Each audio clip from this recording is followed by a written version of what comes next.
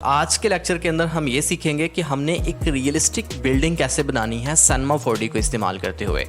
तो realistic building and कार्टूनी building के अंदर बहुत फ़र्क होता है। रियलिस्टिक जो बिल्डिंग होती है वो प्रॉपर एक जैसे हमारी रियल के अंदर बिल्डिंग होती है, रियल के अंदर इन्वायरमेंट के अंदर आपको एक बिल्डिंग दिखाई देती है, बिल्कुल वैसे ही उसकी टेक्सचर्स की क्वालिटी वैसी दिखाई देती है, उसके कलर्स, उसके ऊपर जो शाइनिंग वगैरह होती है वो तमाम चीज़ें वैसी आपको दिखाई देती है। मतलब ऐसे देखने वाले को इस तरह से फील आती है कि जैसे ये चीज़ बिल्कुल रियल में है। ठीक है, तो अभी हम ऐसे करेंगे कि बहुत ही ज़्यादा आसान मेथड है। दो मेथड आपको बताऊंगा।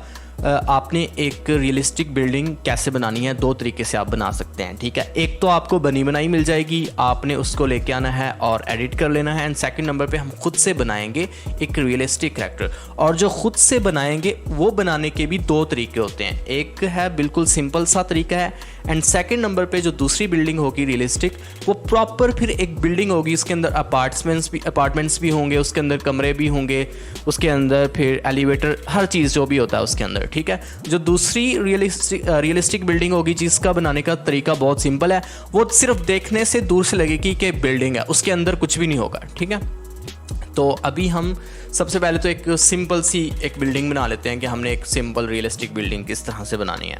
तो उसके लिए बहुत आसान तरीका है। उसके लिए हमें यहाँ से एक क्यूब लेनी है, यहाँ से अपने एसेट्स में से जाके यहाँ से एक क्यूब पिक करनी है और इसे हम अपने इन्वायरमेंट के अंदर, अपने वर्क एरिया के अंदर अरेंज कर लेते हैं यहाँ पर कुछ इस तरह से, और इसे एक बिल्डिंग की शेप दे देते हैं कुछ इस तरीके से। ये ऊपर कर दिए हमने यहाँ पर, और इस तरीके से ये हमारे पास एक बिल्डिंग की शेप तो बन गई है। लेकिन हम इसको कह नहीं सकते कि ये बिल्डिंग है। इसको बिल्डिंग कहने के लिए, बिल्डिंग बताने के लिए या किसी को समझाने के लिए हमें इसके ऊपर प्रॉपर टेक्सचर्स अप्लाई करने पड़ेंगे। तो उसके लिए हमें क्या करना पड़ेगा कि हमें गूगल पे जाना पड़ेगा और वहाँ पर जाके हम यहाँ पर सर्च करते हैं बिल्डिंग टेक्सचर्स।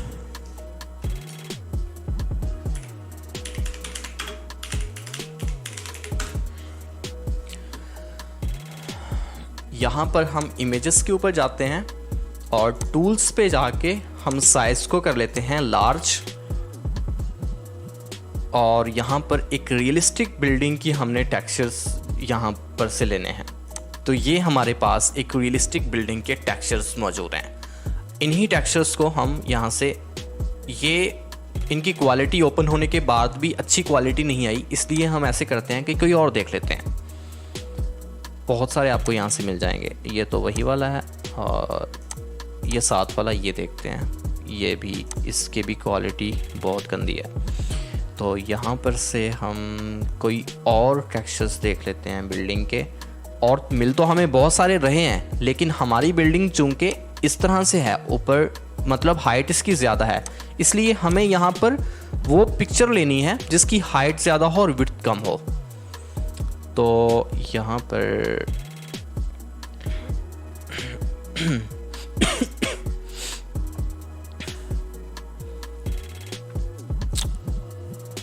ये भी एक हमें मिली है। हाँ यस, ठीक, ये ठीक है। तो इसे हम सेव करते हैं टेक्सचर्स को यहाँ पर,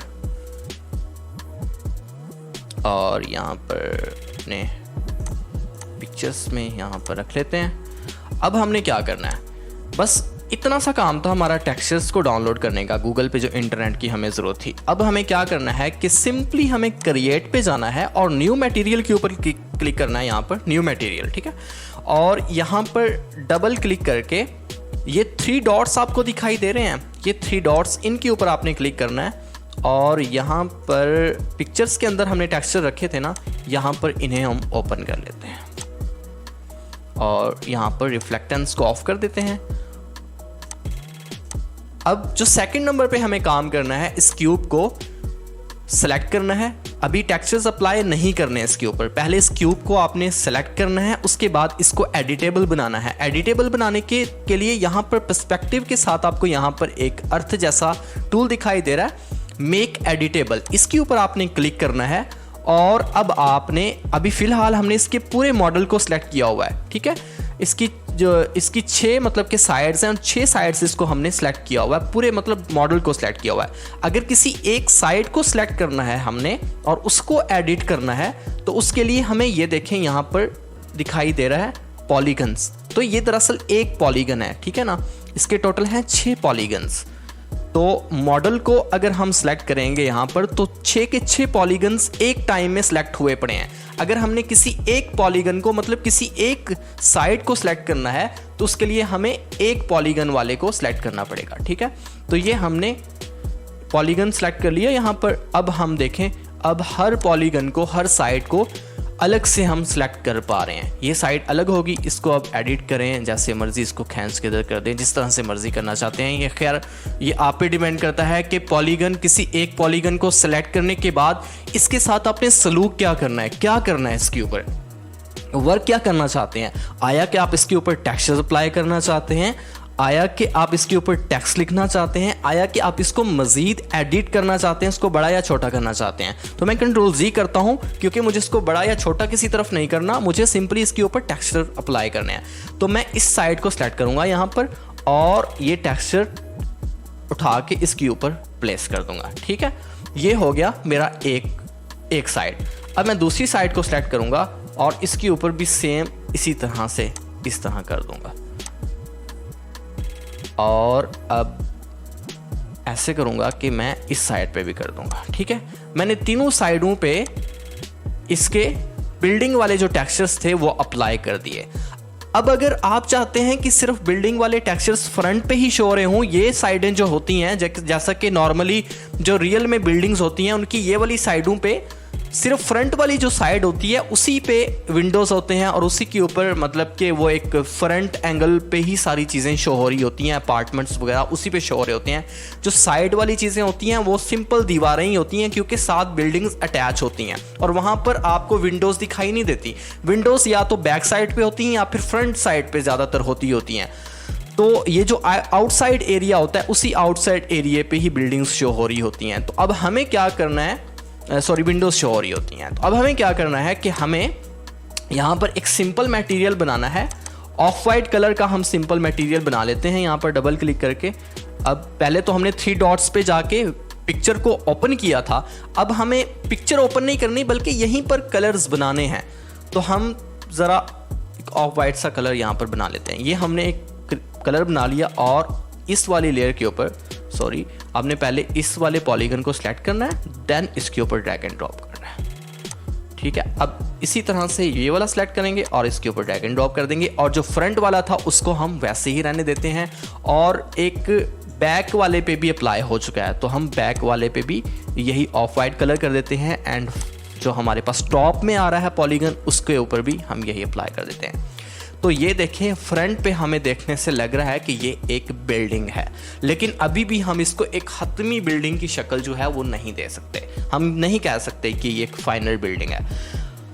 अब हमें क्या करना है, अब हमें दोबारा पूरे मॉडल को सिलेक्ट करना है। पूरे मॉडल को सिलेक्ट करने के बाद अब हमें यहाँ पर कोई नाम लिखना है। बिल्डिंग का एक बोर्ड होना चाहिए बाहर और उसके ऊपर प्रॉपर लिखा होना चाहिए। ये एक पूरा प्लाजा है, प्लाजे के ऊपर उसका नाम लिखा होना चाहिए। तो हम क्या करेंगे कि सिंपली हम यहाँ पर से एक क्यूब उठाएंगे और इस क्यूब को हम थोड़ा छोटा कर लेते हैं। यहाँ पर से डेप्थ इसकी कम कर देंगे, इसकी विड्थ ज़्यादा कर देंगे और हाइट जो है वो भी कम कर देंगे। इतना करने के बाद हम इसको ओवरऑल हमें छोटा करना है।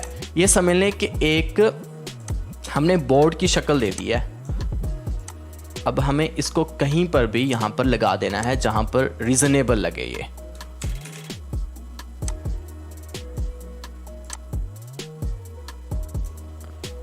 बाज़ दफ़ा फाइवर के ऊपर हमारे बहुत सारे इस तरह के क्लाइंट्स हमको मिल जाते हैं जो कहते हैं कि आपने एक इन्वायरमेंट के अंदर बिल्डिंग सिर्फ शो करनी है। तो आपको जब बिल्डिंग सिर्फ शो करनी है तो आपको मुकम्मल बिल्डिंग नहीं लेके आनी जिसके अंदर इन्वायरमेंट भी है, बस आपने बिल्डिंग दिखानी होती है इन्वायरमेंट के अंदर। जब कैमरा एनिमेशन दूर से आ रही होती है तो आपने सिर्फ दिखाना होता है कि यार यहाँ पर बिल्डिंग मतलब कि एग्जिस्ट करती है, यहाँ पर बिल्डिंग दिखाई दे रही है, तो उसके लिए आपको इतनी मेहनत, इतनी तगदू, इतनी स्ट्रगल करने की ज़रूरत बिल्कुल भी नहीं है। आपने सिंपली क्या करना है कि क्यूब लेनी है और उस क्यूब के ऊपर बिल्डिंग के जो टेक्सचर्स हैं वो अप्लाई कर देने हैं। और अगर क्लाइंट ये बोले कि उस बिल्डिंग के ऊपर प्लाजे का कोई नाम भी लिखा होना चाहिए, अगर वो नाम आपको अवेलेबल करता है तो आपने वो बिल्डिंग के ऊपर नाम लिख देना, जिस मेथड के साथ मैं लिख रहा हूँ। पहले आपने क्या करना है कि यहाँ पर एक बोर्ड लगा देना है और उसके ऊपर आपने नाम लिख देना है। फॉर एग्जाम्पल हम यहाँ पर CG ओपिनियंस लिख देते हैं, जो कि हमारे चैनल का नेम है। चैनल से याद आया दोस्तों, चैनल को लाजमी सब्सक्राइब कर दीजिएगा अगर आप इस चैनल के ऊपर नए हैं तो यहाँ पर हमारे पास ये बोर्ड आ चुका है। अब हमने क्या करना है कि सबसे पहले इस बोर्ड को एक कलर देना है। तो एक बात हमेशा से याद रखिएगा, जहन में रखिएगा कि बैकग्राउंड अगर हमारा लाइट हो तो जो ऊपर टेक्स्ट होता है वो डार्क होता है। अगर हमारा बैकग्राउंड डार्क हो तो ऊपर जो टेक्स्ट आएगा या जो चीज़ें आएंगी, ऑब्जेक्ट्स आएंगे, वो लाइट होंगे।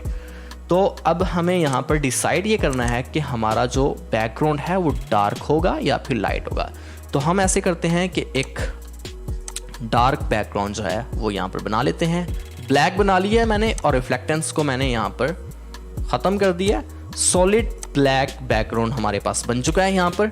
और अब इसके ऊपर वाइट कलर के अंदर हमें क्या करना है, टेक्स्ट लिखना है। तो टेक्स्ट लिखने के लिए हमें बहुत ही सिंपल सा तरीका, हमारे पास एक टूल मौजूद है। यहाँ पर आपने टॉप मेन्यू बार में से ढूंढना है मोग्राफ को। मोग्राफ के ऊपर आपने क्लिक करना है और उसके बाद आपने मोर टेक्स्ट को सिलेक्ट कर लेना है। अब हमारे पास मोर टेक्स्ट आ चुका है, ठीक है। अब मोर टेक्स्ट के ऊपर आपने क्लिक करना है, यहाँ पर लेयर ऐड हो चुकी है और यहाँ पर आपने टेक्स्ट को, जो टेक्स्ट लिखा हुआ है इसको रिमूव करके अपना कस्टम जो टेक्स्ट होगा वो यहां पर लिख देना है। तो हम लिख देते हैं CG ओपिनियंस।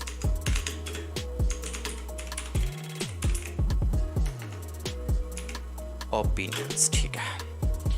तो ये हो गया, यहां पर क्लिक कर देते हैं। अगर तो आपने इसका फॉन्ट चेंज करना है तो ये देखें यहां पर फॉन्ट है, इसके ऊपर क्लिक करेंगे और यहां पर से आप अपनी मर्जी का फॉन्ट जो है वो सिलेक्ट कर सकते हैं। अगर यहां से आपने इसको बोल्ड करना है तो इसको बोल्ड भी कर सकते हैं, ठीक है। अगर तो आपने इसकी डेप्थ बढ़ानी है, इसकी डेप्थ को ज़्यादा या कम करना है तो यहाँ से इसकी डेप्थ को देखें, इसकी डेप्थ जो है बढ़ रही है, नीचे की तरफ करेंगे तो इसकी डेप्थ कम हो जाएगी। मैं नॉर्मल इतनी ही रहने देता हूँ। अब जो बारी आती है वो आती है इसकी रोटेशन की, तो हमें इससे रोटेट करना है। इस तरह से हम इसको रोटेट कर देते हैं।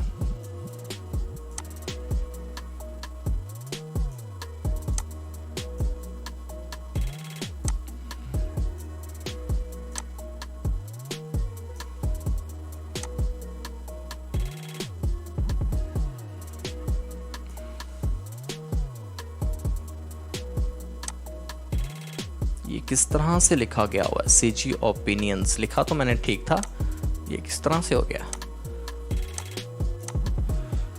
अच्छा एक मिनट, दोबारा मोग्राफ के ऊपर जाना है। हमने यहाँ पर लेना है मोर टेक्स्ट और इसे हम यहाँ पर से सीधा कर लेते हैं। सीधा कर लिया। अब हम यहाँ पर लिख लेते हैं CG। ये कर दिया हमने, हमारा CG ओपिनियंस आ गया। अब हम इसका जो फॉन्ट है वो चेंज कर देते हैं और इसको हम बोल्ड कर देते हैं यहाँ पर से। और अब इसे हम स्केल के ऊपर क्लिक करेंगे तो स्केल के ऊपर आपने स्केल वाले को सिलेक्ट करना है।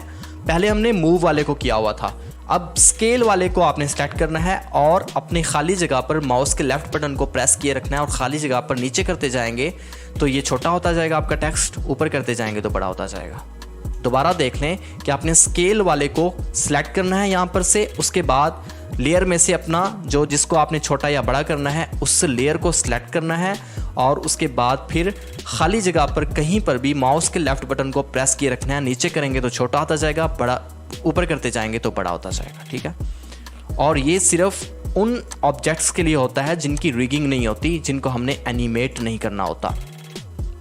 जिनकी रिगिंग होती है, जो कैरेक्टर्स होते हैं, उनको बड़ा या छोटा करने का और मेथड है। तो इसको मज़ीद हम थोड़ा छोटा करते हैं यहाँ पर और यहाँ पर इस टेक्स्ट को हम लगा देते हैं।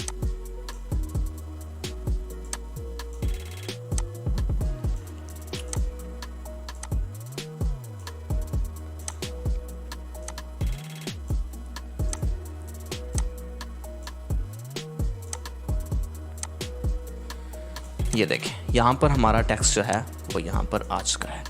तो हमारी ये एक कंप्लीट 3D में बिल्डिंग बन चुकी है। ठीक है, आपको समझाने में थोड़ा टाइम ज़रूर लगा है, लेकिन जब आप खुद से प्रैक्टिस करेंगे और बनाएंगे तो 10 मिनट का भी काम नहीं है। सिंपली आपने क्यूब लेनी है, क्यूब के ऊपर टेक्सचर्स अप्लाई करने हैं और उसके बाद यहाँ पर से आपने एक बैकग्राउंड लेना है सॉलिड, मतलब कि आपने यहाँ से एक प्लेन ले लेना है। ठीक है, या फिर क्यूब ले लेनी है, उसको छोटा कर लेना है और एक प्लेट बना लेनी है और उसके ऊपर आपने मोर टेक्स्ट यहाँ पर लिख देना है और अपना कस्टम जो टेक्स्ट होगा वो आपने रिप्लेस कर देना है। ये सिंपल सा तरीका था। ये तो है एक रियलिस्टिक बिल्डिंग बनाने का सिंपल सा आसान सा मेथड। अगर आपने सिर्फ क्लाइंट की जो फॉर्मेलिटी है वो पूरी करनी है और सिर्फ इन्वायरमेंट के अंदर दिखाना है कि ये बिल्डिंग है। अगर तो आपने एक रियलिस्टिक बिल्डिंग यहाँ पर बनानी है तो उसका मेथड ये है कि आपको फिर इन्हीं क्यूब्स की मदद से यहाँ पर एक प्रॉपर बिल्डिंग बनानी पड़ेगी। आपको मुख्तलिफ अपार्टमेंट्स बनाने पड़ेंगे, फिर उनकी विंडोज़, फिर उनके डोर्स अलहदा से आपको सारी चीज़ें बनानी पड़ेंगी। और उसका मैं हल आपको ये बताता हूँ जो कि बहुत ही आसान सोल्यूशन है। यहाँ पर जाएंगे स्केचफैब के ऊपर, एक वेबसाइट है स्केचफैब, ये साइट है, ये बिल्कुल ओपन सोर्स साइट है। इसके ऊपर जाके आप सर्च करेंगे तो आप यहाँ पर बिल्डिंग सर्च करें, सर्च बार में आपने सर्च करना है बिल्डिंग, इंटर प्रेस कर दें। यहां पर देखें आपको बनी बनाई बहुत ही ज़बरदस्त बिल्डिंग्स मिल जाएंगी। और अब मैं आपको बता दूं कि यहां से आपने किसी भी बनी बनाई चीज़ को डाउनलोड कैसे करना है। यहां पर से आपको बिल्डिंग्स भी मिल जाएंगी, प्रॉप्स भी मिल जाएंगी, आपको यहां पर से कैरेक्टर्स भी मिल जाएंगे, आपको यहां पर से बने बनाए जैसे ये शहर मिल रहा है, ये पूरा शहर मिल जाएगा, टाउन्स मिल जाएंगे, स्ट्रीट्स मिल जाएंगी, बहुत सारी चीज़ें जो आपको यहाँ पर से बनी बनाई मिल जाएंगी। जितनी भी इन्वायरमेंट के अंदर चीज़ें आती हैं आपको, वो तमाम की तमाम चीज़ें आपको बआसानी मिल जाएंगी। अब आप ये बात जहन में रखिएगा कि यहाँ पर से हम सिर्फ उन्हीं चीज़ों को फ्री में डाउनलोड कर सकते हैं जिनके ऊपर ये एरो आया हुआ है। ठीक है, डाउनलोड 3D मॉडल वाला ये एरो आया हुआ है। जो एरो जिन पे नहीं है उनको हम डाउनलोड नहीं कर सकते। ठीक है, तो हमें बहुत सारी इस तरह की चीज़ें मिल जाती हैं जो कि फ्री में यहाँ पर अवेलेबल हैं। जैसे कि ये देखें, ये पूरा एक यहाँ पर एक घर है, देखें एक विला सा बना हुआ है। ये डाउनलोड का बटन जो है इसके ऊपर शो हो रहा है, मतलब इसको डाउनलोड कर सकते हैं। और उसके बाद फिर नीचे आप ड्रैग करते जाएं और भी बहुत सारी चीज़ें, इसको भी हम डाउनलोड कर सकते हैं। ये देखें, ये एक पूरी बिल्डिंग बनी हुई है, इसको भी हम डाउनलोड कर सकते हैं। ये भी एक रियलिस्टिक बिल्डिंग बनी है, इसे भी हम डाउनलोड कर सकते हैं। ये देखें, ये हमें एक बनी बनाई बिल्डिंग यहाँ पर देखने को मिल रही है। फिलहाल हम क्या करते हैं, इसी बिल्डिंग को डाउनलोड करते हैं। तो आपने जिसको डाउनलोड करना है उस पिक्चर के ऊपर क्लिक करेंगे सिंपली, और यहाँ पर देखें ये हमें डाउनलोड 3D मॉडल का यहाँ पर मिल रहा है। इसके ऊपर हम क्लिक करते हैं और यहाँ पर DAE इसके ऊपर हम क्लिक कर देते हैं। सबसे पहली बात तो यह है कि आपने दो फॉर्मेट्स को सबसे ज़्यादा प्रायोरिटी देनी है। पहला फॉर्मेट है FBX का एंड सेकंड फॉर्मेट है OBJ का। ठीक है, ये दो वाहिद फॉर्मेट हैं जो 3D में सबसे ज़्यादा इस्तेमाल होते हैं। हर बंदा इन फॉर्मेट्स को इस्तेमाल करता है और ये फॉर्मेट रियल फॉर्मेट्स हैं, मतलब कि कन्वर्टेड फॉर्मेट्स नहीं हैं, किसी भी सॉफ्टवेयर के फॉर्मेट्स नहीं हैं, ये 3D के फॉर्मेट्स हैं। अब फॉर्मेट्स क्या होते हैं? फॉर्मेट्स दरअसल, जैसे सिंपल सी एग्जांपल देता हूं कि जिस तरह हमारे वीडियो के फॉर्मेट होते हैं, MP4 AVI फॉर्मेट होता है। MP4 क्या है? एक फॉर्मेट है जो कि ज़्यादातर लोग इस्तेमाल करते हैं। जब भी आप किसी को वीडियो दें, एक्सचेंज करें या डाउनलोड करें, तो आपकी हमेशा कोशिश होती है कि आपने वीडियो को MP4 के अंदर डाउनलोड करना है। ठीक है, तो MP4 क्या है? एक फॉर्मेट है जो कि बहुत कॉमन फॉर्मेट है, जो सबसे ज़्यादा लोग इस्तेमाल करते हैं इस फॉर्मेट को। और उसके बाद फिर कौन सा फॉर्मेट है? AVI फॉर्मेट है, MKV फॉर्मेट है। इन फॉर्मेट्स ये सेकंड नंबर पे, थर्ड नंबर पे आ जाते हैं, इनको कोई भी इस्तेमाल नहीं करता। इसी तरह से हमारी ऑडियो के भी फॉर्मेट होते हैं। MP3 फॉर्मेट होता है, वेव फॉर्मेट होता है। सबसे ज़्यादा फॉर्मेट कौन सा इस्तेमाल होता है? MP3 फॉर्मेट होता है। इसी तरह से 3D एनिमेशन या 3D मॉडलिंग के अंदर भी जो है फॉर्मेट इस्तेमाल होते हैं। और सबसे ज़्यादा फॉर्मेट FBX या फिर OBJ, ये दो फॉर्मेट्स हैं जो सबसे ज़्यादा इस्तेमाल होते हैं। फ़र्ज़ करें कि आपको कोई चीज़ पसंद आ गई है और आपको ना तो वो FBX में मिली है ना ही उसका फॉर्मेट यहाँ पर लिखे आ जाते हैं। ये देखें अवेलेबल डाउनलोड्स, मतलब कि फॉर्मेट्स कितने फॉर्मेट्स यहाँ पर अवेलेबल हैं, कितने फॉर्मेट्स में आप इस चीज़ को, इस ऑब्जेक्ट को डाउनलोड कर सकते हो। तो यहाँ पर DAE है, USTZ है, GLTF है, GLB है। तो ये तमाम के तमाम फॉर्मेट्स हैं। तो ये कन्वर्टेड फॉर्मेट्स होते हैं। इन कन्वर्टेड फॉर्मेट्स के अंदर हम इनको डाउनलोड करेंगे। मतलब ये है कि ये सिर्फ ब्लेंडर के अंदर ओपन होते हैं। ब्लेंडर एक ओपन सोर्स 3D का सॉफ्टवेयर है, उनमें उस सॉफ्टवेयर के अंदर ओपन हो जाएंगे। वहां पर ओपन करके उन्हें एक्सपोर्ट करेंगे FBX के फॉर्मेट के अंदर, फिर उनको हम Cinema 4D के अंदर ले आएंगे। ठीक है, तो अब हम क्या करते हैं, पहली बात तो यह है कि हम इसे अनजिप करके डायरेक्ट Cinema 4D में लेके आने की कोशिश करते हैं। आई होप कि ये Cinema 4D के अंदर DAE का जो फॉर्मेट है ये आ जाएगा।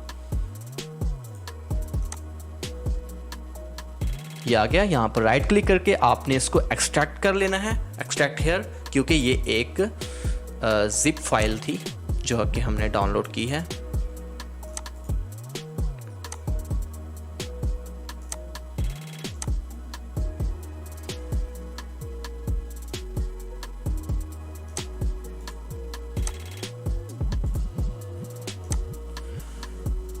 ये देखें यहाँ पर आ गया ये सोर्स और ये इसके टेक्सचर्स आ चुके हैं। तो अब हम क्या करते हैं, सोर्स को ओपन करके दोबारा से इसको एक्सट्रैक्ट करते हैं यहाँ पर, और ये हमारे पास यहाँ पर टेक्सचर्स आ चुके हैं और ये हमारे पास मॉडल आ चुका है। ठीक है, ये DAE का मॉडल है जो कि डबल क्लिक किया तो ये हमें फोटोशॉप में लेके जा रहा है। दरअसल फोटोशॉप में इसलिए लेके जा रहा है कि हम इस पर टेक्सचर्स चेंज कर सकते हैं, लेकिन आपने इस पर डबल क्लिक बिल्कुल भी नहीं करना। अगर तो आपके पास फोटोशॉप इंस्टॉल हुआ पड़ेगा तो ये डायरेक्ट आपको फोटोशॉप के अंदर ले जाएगा, लेकिन हमें इसे ड्रैग एंड ड्रॉप करना है यहाँ पर। अभी फ़िलहाल हम इसको कैंसिल कर देते हैं।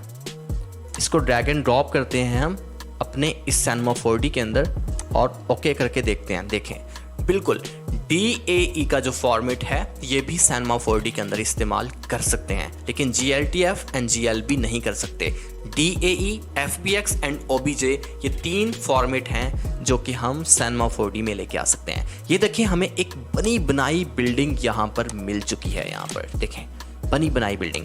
अब इसी बिल्डिंग को अपने मुख्तलिफ चीज़ों के लिए हम इस्तेमाल कर सकते हैं। इसके अंदर मुख्तलिफ देखें आपको यहाँ पर फिर प्रॉपर इसकी मुकम्मल डिटेल्स मिल जाती हैं इस बिल्डिंग की।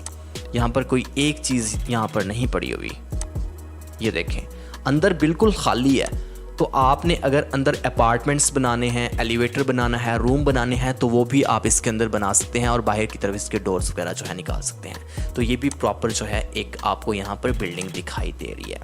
अब हम क्या करते हैं कि अगर तो आपने इस बिल्डिंग को कॉपी करना है मल्टीपल जगहों के ऊपर, तो आप Ctrl+C एंड Ctrl+V प्रेस करेंगे सिंपली, और उसके बाद आप इसको यहाँ पर कॉपी पेस्ट भी कर सकते हैं। कॉपी पेस्ट करते जाएं, मुख्तलिफ तरह की बिल्डिंग्स लेके आएँ, कुछ आप यहाँ पर शॉप्स लेके आ जाएं, और इस तरह की प्रॉप्स के अंदर जैसे चीज़ें होती हैं रोड्स वगैरह लेके आ जाएं, और यहाँ पर मुख्तलिफ स्केच फैब से बहुत आसान तरीका है यार, बहुत ही ज़्यादा आसान तरीका है।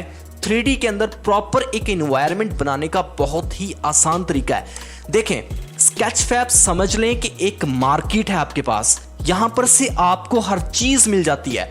सिंपल सी एग्जांपल देता हूँ कि आपने अपना घर बनाना है, तो आपका जो एक घर होगा या आपका एक जो कमरा होगा, उस कमरे के अंदर बहुत सारी मुख्तलिफ चीज़ें आपको दिखाई देती हैं। उसके अंदर चेयर्स भी दिखाई देती हैं, उसके अंदर आपको फिर दीवारों के ऊपर पेंट हुआ भी दिखाई देता है, आपको दीवारें दिखाई देती हैं। फिर उसके बाद अंदर आपको फिर प्रॉपर एक जो इंटीरियर के अंदर जो चीज़ें आती हैं वो तमाम की तमाम चीज़ें दिखाई देती हैं। अगर कंप्यूटर वगैरह इस्तेमाल करते हैं तो कंप्यूटर, LCD, जितनी भी प्रॉप्स के अंदर इंटीरियर के अंदर चीज़ें आती हैं, मुख्तलिफ चीज़ें। अब ये तमाम की तमाम चीज़ों की अगर बात की जाए तो ये तमाम की तमाम चीज़ें हमें एक ही दुकान से नहीं मिलती, लेकिन हमें एक ही मार्केट से ये तमाम की तमाम मुख्तलिफ दुकानों से मिल जाती हैं। अब समझ लें कि जो स्केच फैब है, ये जो साइट है स्केच फैब, ये एक मार्केट है, और ये जो आपको यहाँ पर प्रोफाइल्स दिखाई दे रही हैं ये मुख्तलिफ दुकानें हैं। ऐसे समझ लें कि ये मुख्तलिफ दुकानें हैं। अब यहाँ पर से आपको मुख्तलिफ चीज़ें मिल जाएंगी। अब ये मुख्तलिफ चीज़ें आपने डाउनलोड करनी है अपनी रिक्वायरमेंट्स के अकॉर्डिंग, और उन्हें आपने लेके आना है स्केच फैब के अंदर, और यहाँ पर कंपोज करते जाना है। यहाँ पर रोड बना लें, यहाँ पर बिल्डिंग्स बना लें, उस रोड के ऊपर फुटपाथ बना दें, साथ में आप दरख्त लगा दें। दरख्त भी आपको यहाँ पर स्केच फैब से जो है यहाँ पर से आपको मिल जाएंगे। आपको हर चीज़ यहाँ पर बनी बनाई मिल जाएगी। ये बहुत ही आसान तरीका है कोई भी चीज़ मिनट्स के अंदर, घंटों के अंदर बनाने का। अगर ये तमाम की तमाम चीज़ें आप खुद से बनाने बैठ जाएंगे तो आपको हफ्तों बल्कि महीनों लग जाएंगे तमाम चीज़ें जो है स्क्रैच से बनाने की। तो आपने क्या करना है कि सिंपली यहाँ पर बनी बनाई चीज़ें उठानी है और उन्हें यहाँ पर कंपोज करते जाना है। ठीक है, तो ये आप पर डिपेंड करता है, आपकी महारत पर, आपकी स्किल के ऊपर डिपेंड करता है कि आपने किस तरह से एक इन्वायरमेंट को तरतीब देना है। तो 3D एनिमेशन के अंदर दो चीज़ें जो हमें सबसे ज़्यादा दिखाई देती हैं, एक हमें इन्वायरमेंट दिखाई देता है एंड सेकंड नंबर पे जो चीज़ हमें दिखाई देती है वो हमें दिखाई देते हैं कैरेक्टर्स। ठीक है, तो कैरेक्टर्स एनिमेशन, कैरेक्टर्स बनाए कैसे जाते हैं, कैरेक्टर्स की एनिमेशन कैसे करनी है, उन कैरेक्टर्स को एनिमेट करके यहाँ पर जो हमने इन्वायरमेंट बनाना है उस इन्वायरमेंट के अंदर कैसे लेके आना है और बाद में हमने रेंडर कैसे करना है, रेंडर करके क्लाइंट को डिलीवर कैसे करना है, ये तमाम की तमाम चीज़ें इंशाल्लाह आपको इस चैनल के ऊपर सीखने को मिलेंगी, देखने को मिलेंगी, लर्न करने को मिलेंगी।